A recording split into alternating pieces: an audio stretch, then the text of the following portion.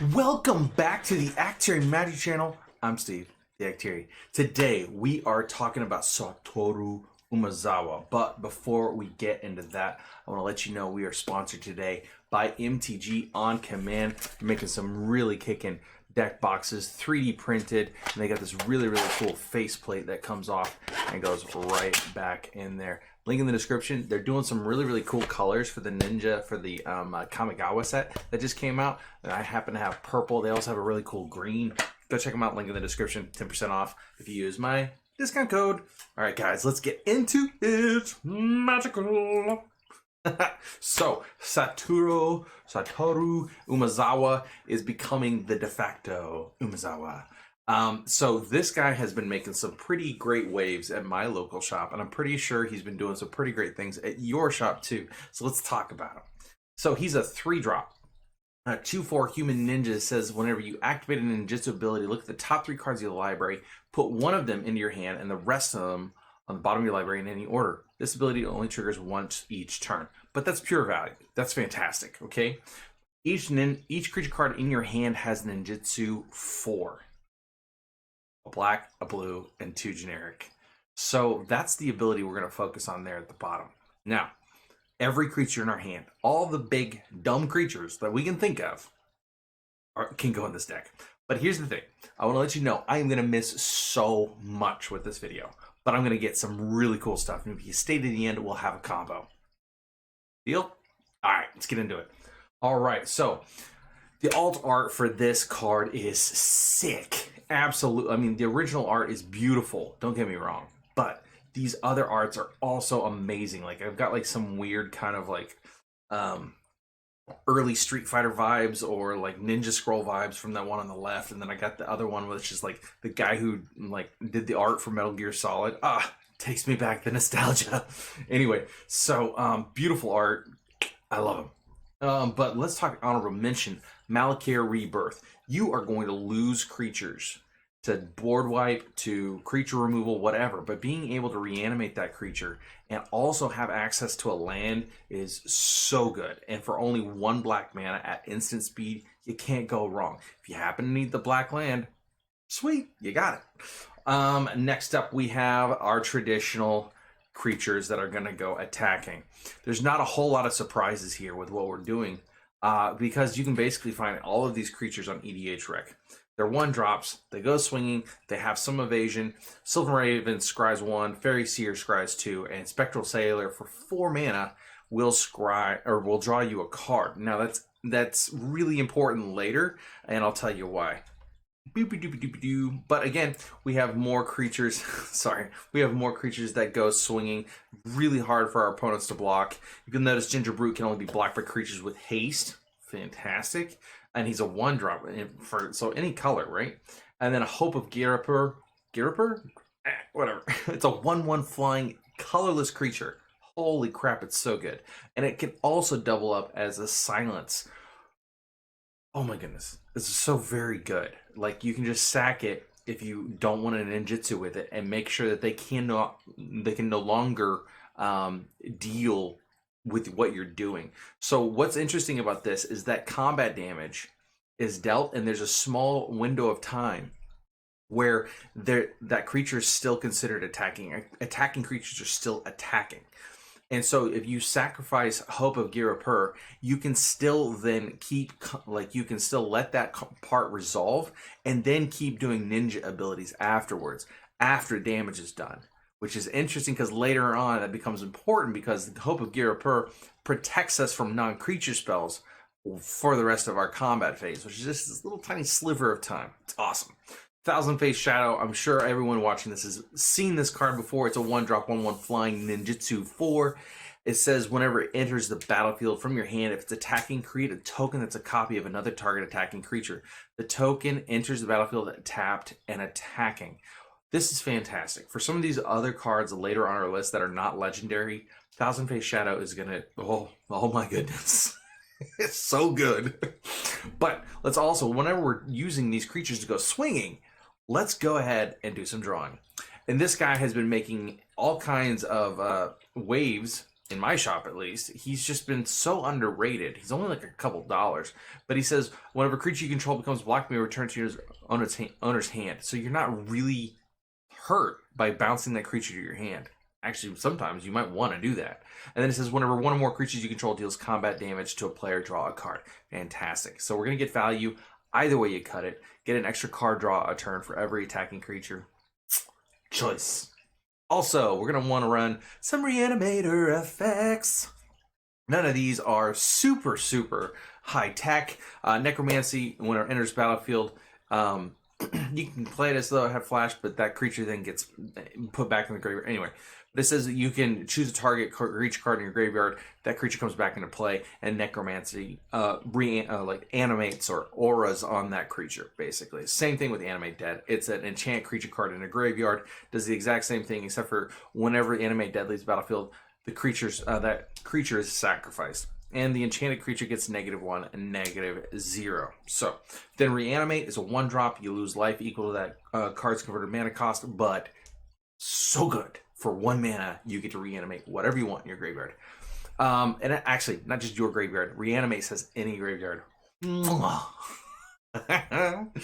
All right, some removal. These are just really great targets to have in your hand and Ninjutsu in for 4. Meteor Golem is going to destroy any permanent. Duplicant is going to exile any creature. And Noxious Gear Hulk is going to destroy any creature and gain a life equal to its toughness. But all of these are really cool. Noxious Gear Hulk also has Menace, so that might come up later whenever, you know, he can attack again next turn or something like that, and then get bounced because he's going to get blocked. It's good. All right, let's keep going. So I want to talk about legendary creatures that go well in the deck. And I thought Runo really does some cool things. Now, Runo, he says, when you're in the battlefield, put up to 1 target creature card from your graveyard on top of your library. This guy's going to be he's going to like shine at the end of the game, like further down the line of the game, towards mid to late game. But it says at the beginning of your upkeep, look at the top card of your library. You may reveal that card. If it's a creature card with mana value 6 or greater, transform it. Whenever he attacks, create a tapped attacking creature that's a copy of another target attacking creature. If that creature is a Kraken, Leviathan, Octopus, or Serpent, create 2 of those creatures instead. This is really great. I mean, we're going to have some big beasties here in a second that you're going to love copying all over the place. I mean, we just talked about our removal. Imagine getting 2 removal spells, basically, out of Bruno. Or Runo, rather. Bruno. I'm so silly. Anyway. But what really, really combos well with him is Vampiric Tutor. Never mind that number 3. He's number 1. Let's be honest. I'm just kidding. Vampiric Tutor is a 1-drop instant. It says search your library for a card, then shuffle your library and put that card on top. You lose 2 life. This is so good with Runo. Just putting that big creature on top of our library. We reveal it at the start of our turn. He flips. You go attacking. It's awesome. Let's talk about Jin Gataxias. Also really good in this deck. Either copy. Really good in this deck. Jin Gataxias Core Augur. He says at the beginning of your end step, draw 7 cards. Whoa, okay. Each opponent's maximum hand size is reduced by 7. Good luck dealing with this dude if you can't keep your hand. Jin Gataxias Progress Tyrant. He's gonna say whenever you cast an artifact, instant, or sorcery spell, copy that spell. You may choose new targets for the copy. So all of our removals doubled up. All of our mana rocks are doubled up. It's pretty awesome. Whenever an opponent casts an artifact, instant, or sorcery spell, counter that spell. This ability only triggers once each turn. So 2 opponents are basically going to have to waste 1 spell to get rid of this Jin Gataxias. It protects himself. He's really cool. Now, both of these we're going to try in Ninjutsu in, as no surprise. But once they're in play, opponents are going to really struggle. But these aren't number 1 on our list. These are just good legendaries that I thought you should probably think about including. All right, number 8 on my list. It's a Kraken. So it's a 7-drop 6/6, so really plays well with Runo. It says whenever it enters battlefield, return each creature your opponents control with toughness X or less to its owner's hand, where X is the number of islands you control. Granted, you kind of have to build a little island heavy, but this dude's just going to bounce everything. What? If you have 3 islands, everything with toughness 3 or less, that's a lot of creatures in this format. It's fantastic. But I like this next card better, and that is Garuda. So he's a 6-drop 6/6. You can build the companion, but all your cards have to have even converted mana costs. I don't really want to do that because of all of our attackers. But he says whenever it enters the battlefield, each player puts the top 4 cards of their library into their graveyard. Also works really well with Runo. Put a creature card with an even converted mana cost from among those cards onto the battlefield under your control. It's pretty good. So you look at the top, basically 16 cards, 4 from each player, and you just reanimate a creature with even converted mana cost. He's pretty good. Next up, we have a Diluvian Primordial. Also, Value Town. It's a 5/5 when it enters the battlefield. For each opponent, you may cast up to 1 target instant or sorcery card from that player's graveyard without paying its mana cost. If a spell cast this way would be put into a graveyard this turn, exile it instead. So all of those cantrips, maybe somebody's playing a storm deck, all of those ramp spells are just going to be free. If we have any targeted removal, fantastic. If you get really desperate, you can board wipe. Diluvian Primordial, so good. So good. Next up, we have number 5, Archon of Cruelty is a 8-drop 6/6. What? All-star in Modern. Really crushing it. When he enters the battlefield or attacks, also really great. Target opponent sacrifices a creature or planeswalker, discards a card, loses 3 life. You draw a card and gain 3 life. This is just value. And it works well with our combos later. By the way, stay for the combos. We got them coming. They're really going to come. I promise. They're going to be here. But he works well in part of our, as one of our like finishers for our combos. Keep going. Number 4 on our list, I'd rather just take what they're doing. Agent of Treachery is a 7-drop 2/3. It's like when he enters the battlefield, gain control of target permanent. At the beginning of your end step, if you control 3 or more permanents you don't own, draw 3 cards. Again, a great payoff card for what we're doing with our infinite combos later. They are infinite. All right, number 3 on our list. Arguably, could be way further down on the list, but he's really cool. Toxrill the Corrosive is a 7-drop 7/7. If you haven't played against this guy, oh my goodness, this dude crushes souls. Like I wept. Like I could not keep anything in play when my friend had this out on the battlefield. At the beginning of each end step, put a slime counter on each creature you don't control. Each end step, not just your own. Each. It says creatures you don't control get -1/-1 for each slime counter on them. Oh my goodness. This is so good. So crushing. Whenever a creature you don't control with the slime counter on it dies, all of them, put a 1/1 black slug creature token into play. Alright. Pay a blue and a black, sack a slug, draw a card. This is just so good. But I still don't think it's the best card for this deck.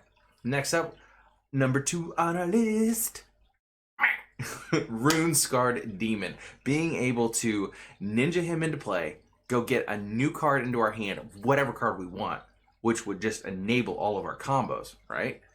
Rune Scarred Demon comes into play. We go search our library for any card we want, put it into our hand, and then with our infinite combos, keep going with them. But anyway, let's talk about it. But he doesn't win you the game by himself.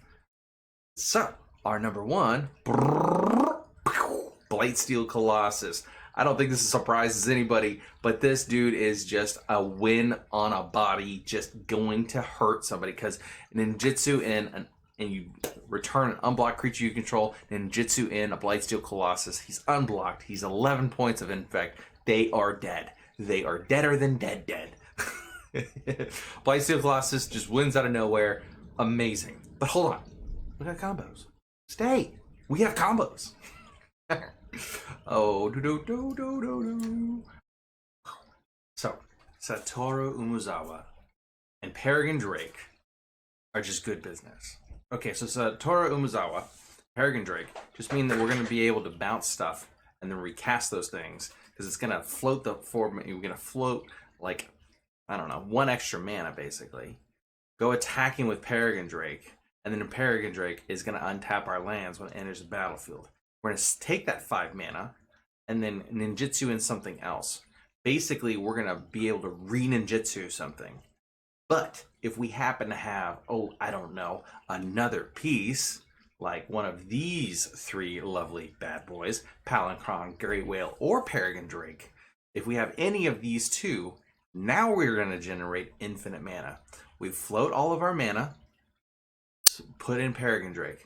Peregrine Drake untaps those lands. We float that mana again. We play a Great Whale. We ninjutsu in a Great Whale. Every time we do this, we're gaining mana every time. Okay, now, I know. But Steven, you need like a 3-card combo. I know, but cool. Watch this. With our lovely infinite mana, we can now Blue Sun Zenith someone to death. I like E. Okay? I like E. Or we can infinitely go find whatever we want out of our library. I got all the toys now. Or we can infinitely draw our deck. Because we're using all that infinite mana to go flip, flip, flip, flip, flip, flip, flip, flip, flip. Or once we have all of that, once we've drawn our whole deck, we've got Thassa's Oracle in our hand, and we can ninjutsu it in on the stack, and we win the game. Pretty great. Anyway, thank you so much for coming out today. I want to again remind you about MTG On Command really being a great sponsor for me in this channel. They're helping me out a lot. I hope that you enjoy their boxes. I've really enjoyed them. They fit inside an old dragon egg. Oh, I wish I had it. I'll show you that next time. But thank you so much for coming out. I love doing this. And thank you for supporting me in this process, or in this journey. I love you guys. Have a great day. Where's my button?